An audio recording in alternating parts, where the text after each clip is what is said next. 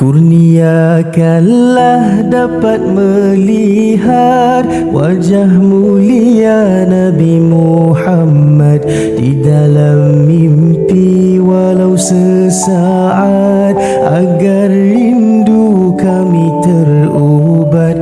Kurniakanlah dapat melihat wajah mulia Nabi Muhammad di dalam mimpi walau sesaat, agar rindu kami terubat. Jejakkanlah kaki kami ke bumi berkat tanah suci, agar dapat ziarah Nabi